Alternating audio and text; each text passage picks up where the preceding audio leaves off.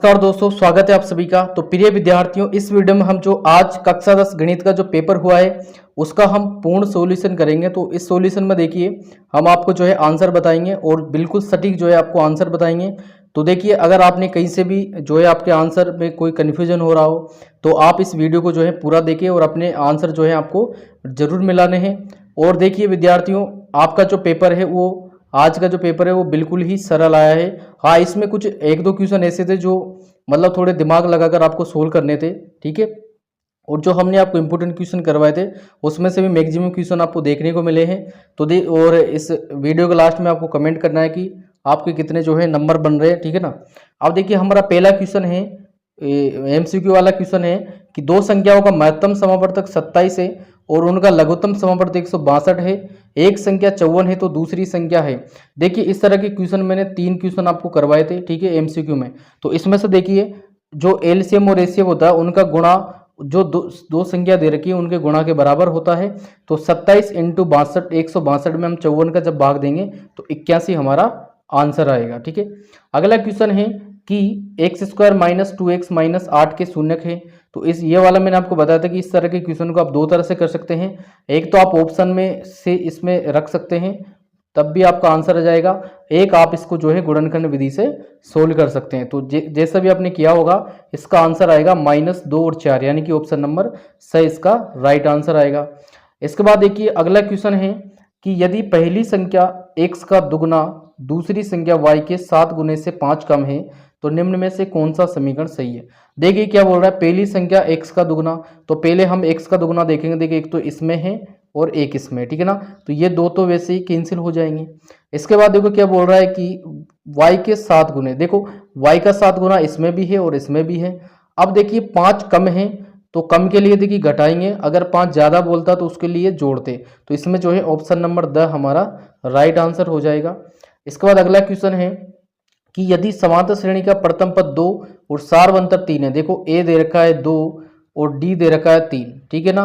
तो एनवा पद जो हमारा होता है वो फॉर्मूले से हम करेंगे A plus N minus 1 into D, ठीक है। इससे हम इसको सोल्व करेंगे तो इसका हमारा आंसर आएगा 3n माइनस 1, इसका आंसर आ जाएगा। इसके बाद देखिए अगला क्वेश्चन है कि 3 के प्रथम 5 गुणजों का योगफल है। सिंपल क्वेश्चन है, आप 3 का पहाड़ा 5 बार लिखकर भी उनको जोड़ सकते हो, ठीक है ना, या फॉर्मूले से भी इसको कर सकते हो। तो इसका आंसर आ जाएगा 45। इसके बाद अगला क्वेश्चन है हमारा कि यदि किसी त्रिभुज पी क्यू आर में P Q square plus Q R square equal P R square हो। देखिए इसमें पाइथागोरस प्रमेय लिखी हुई है। देखो पी क्यू को हम जो है क्या ले सकते हैं, लंब ले सकते हैं। क्यू आर को हम जो है यहाँ पर आधार ले सकते हैं और पी आर को हम यहाँ पर क्या लेंगे, कर्ण लेंगे। तो इसका जो हम डायग्राम बनाएंगे तो इस तरह से बनेगा। देखिए जो पी क्यू है हमारा पी और क्यू, ठीक है, और पी आर ये हमारा क्या हो जाएगा, कर्ण हो जाएगा, क्योंकि लंब स्क्वायर प्लस आधार स्क्वायर बराबर क्या होता है, कर्ण स्क्वायर। तो इसने बोला है कि समकोण होगा, तो समकोण कौन सा होगा, ये वाला होगा, यानी कि क्यू। तो कोण क्यू जो है इसका समकोण होगा। अगला क्वेश्चन है क्वेश्चन नंबर 7, बिंदु 0,3 की वाई अक्ष से दूरी होगी। देखिए ये वाला क्वेश्चन हर साल पूछा जाता है और मैंने आपको बताया था कि अगर एक्स अक्ष से दूरी पूछता है तो वाई का मान बताना है, वाई अक्ष से दूरी पूछता है तो एक्स अक्ष का मान बताना है। तो इसमें जो है 3 इसका आंसर आ जाएगा। इसके बाद देखिए अगला क्वेश्चन है 2 साइन 45 और कोस 45। इस तरह का क्वेश्चन मैंने आपको सोल्व करवाया था, इसका आंसर जो है 1 आंसर आएगा। इसके बाद देखिए अगला क्वेश्चन है, ये थोड़ा सा घुमाने वाला क्वेश्चन है, इसमें अधिकतर विद्यार्थियों ने 30 डिग्री जो है किया होगा, क्योंकि यहाँ पर देख लिया 1/√3, लेकिन इसमें दे रखा है कि किसी वृक्ष की छाया उसकी ऊंचाई की 1/3 गुनी है तो सूर्य का उन्नयन कोण जो है इसमें 60 डिग्री रहेगा। तो इसमें ऑप्शन नंबर ब आंसर हो जाएगा। अगला क्वेश्चन है किसी वृत्त के व्यास के सिरों पर खींचे गए स्पर्श रेखाएं। ये भी हमने आपको इंपोर्टेंट एमसीक्यू में करवाया था। तो देखिए कोई वृत्त है ना, ये इसका व्यास है और इसके सिरों पर जो है, इसको सिरों पर जो है यहाँ पर हम जब स्पर्श रेखाएं खींचेंगे तो ये आपस में समांतर होती हैं, ठीक है। तो इसका आंसर आ जाएगा समांतर। अगला क्वेश्चन है यदि एक वृत्त की परिधि 176 सेंटीमीटर है तो उसकी त्रिज्या होगी। देखिए 2 पाई आर दे रखा है, 2 पाई आर दे रखा है 176, है ना, और इसमें जो है आर पूछा है, पाई का मान रख देंगे हम 22/7 और 16 इसको करेंगे तो 28 सेंटीमीटर इसका आंसर आ जाएगा। इसके बाद देखिए अगला क्वेश्चन है कि यदि एक गोले का आयतन 36 पाई घन सेंटीमीटर है तो उसकी त्रिज्या होगी, देखिए गोले का आयतन दे रखा है 4/3 पाई आर क्यूब, ठीक है, बराबर दे रखा है 36 पाई, है ना। देखो पाई से पाई कट जाएगा और सोल्व करेंगे तो हमारा जो है आंसर इसमें 3 सेंटीमीटर इसमें निकलेगा। अगला क्वेश्चन है, प्रथम 11 पूर्ण संख्याओं का माध्य होगा। देखिए इसमें प्रथम 11 पूर्ण संख्याओं का माध्य पूछा गया है, तो पूर्ण संख्या में ध्यान रखना जीरो भी जो है इसमें काउंट किया जाएगा, तो इसमें ऑप्शन नंबर ब हमारा राइट आंसर होगा। अगला क्वेश्चन है बहुलक है, ये सिंपल है, सभी ने किया होगा, इसमें 3 ज़्यादा बार आ रहा है तो 3 इसका राइट आंसर हो जाएगा। अगला क्वेश्चन है कि यदि पी ऑफ ई बराबर 0.05 है तो ई नहीं की प्रायिकता, इसको ये जो मान दे रखा है इसको हम एक में से माइनस कर देंगे तो हमारा 0.95 इसका आंसर आ जाएगा। इसके बाद देखिए दूसरा क्वेश्चन है हमारा खाली स्थान वाला। इसमें देखिए जो हमारा पहला क्वेश्चन था समांतर श्रेणी का, यहाँ पर देखिए इसमें जो तीसरा पद दे रखा है इसमें मिस्टेक कर रखी है, इसमें 5/2 की जगह पर 2 आना चाहिए, ठीक है। तो इसका जो 11वां पद है वो कितना होगा, 22 इसका आंसर आ जाएगा। और इसके बाद अगला क्वेश्चन है कोस स्क्वायर 60 साइन स्क्वायर 60 का जो मान है वो -1/2 होगा।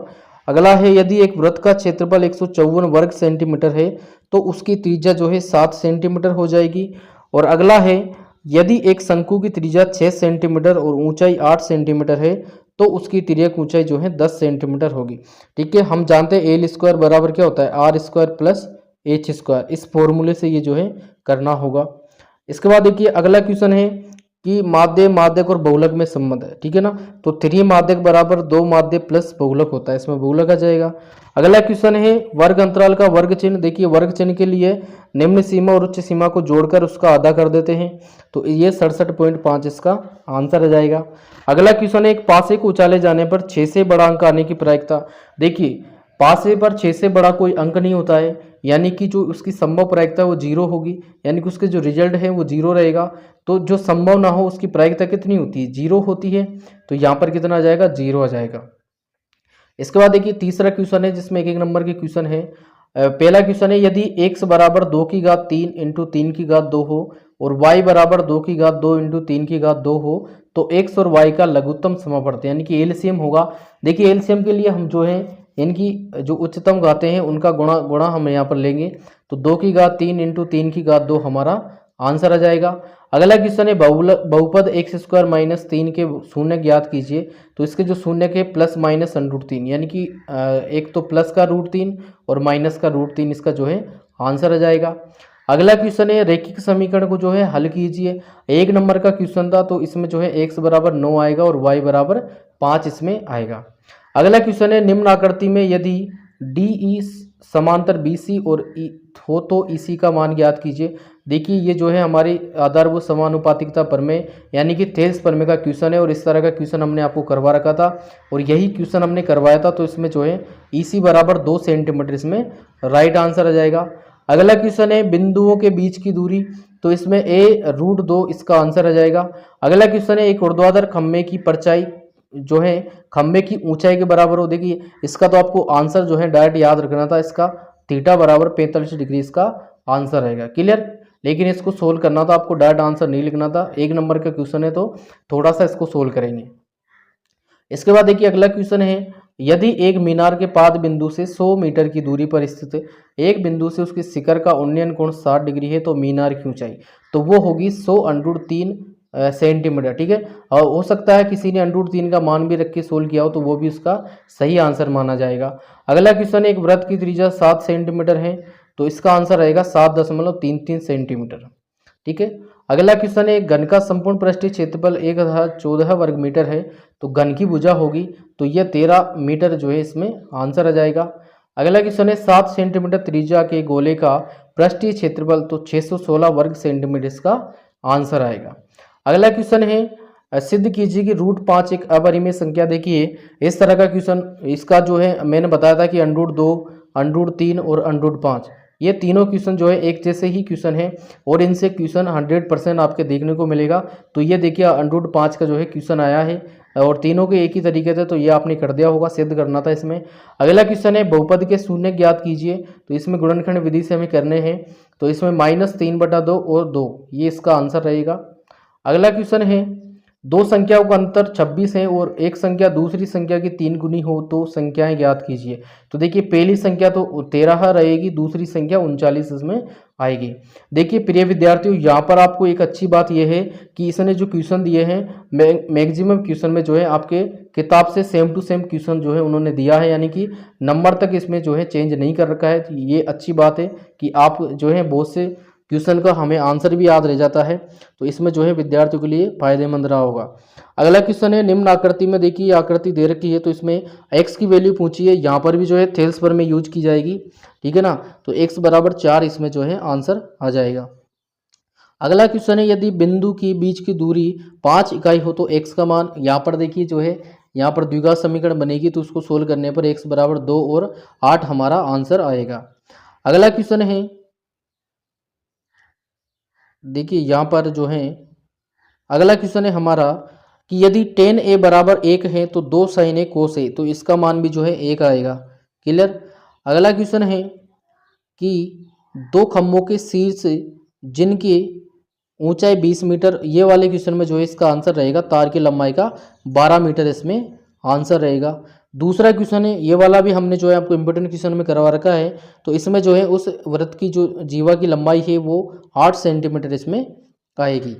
अगला क्वेश्चन है त्रिज्या 21 सेंटीमीटर वाला है, तो इसमें 231 वर्ग सेंटीमीटर हमारा जो है आंसर आएगा।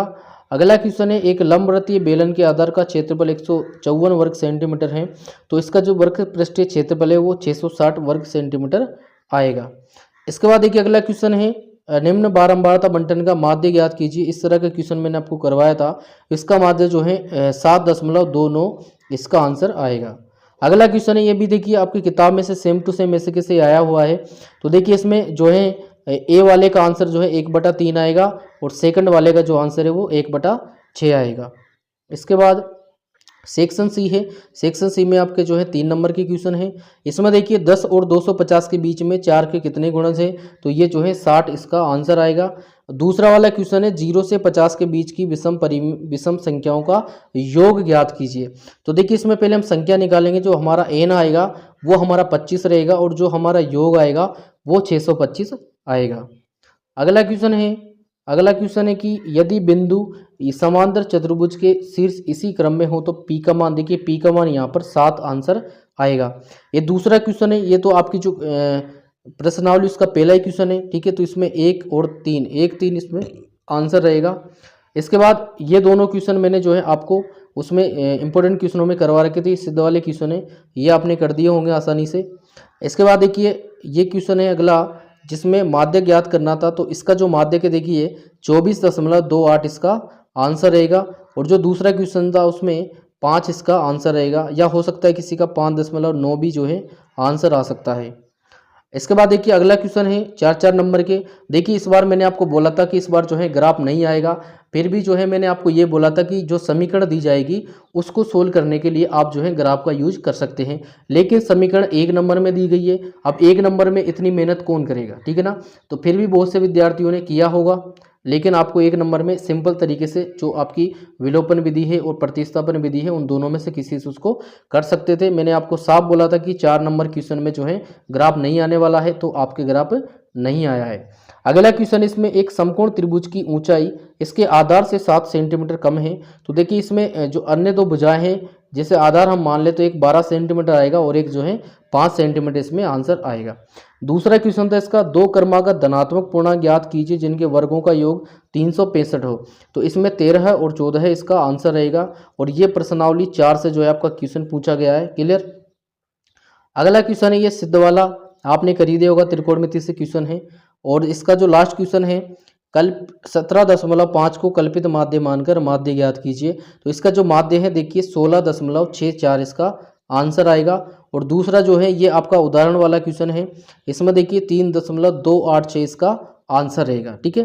तो इस तरह से प्रिय विद्यार्थियों ये आपका जो है सॉल्यूशन है और इसमें जो देखिए हमने बिल्कुल जो है सटीक आपको आंसर जो है उपलब्ध करवाए हैं। अगर इसके बाद भी मान लो किसी क्वेश्चन में आपको कोई डाउट लगता है या कहीं पर गलती दिखती है तो आप हमें कमेंट सेक्शन में कमेंट करना, हम उसका रिप्लाई आपको जो है ज़रूर करेंगे। और आपका पेपर किस तरह से गया, हमारे वीडियो से आपको क्या हेल्प मिली, वो भी आपको जो है ज़रूर कमेंट करना है।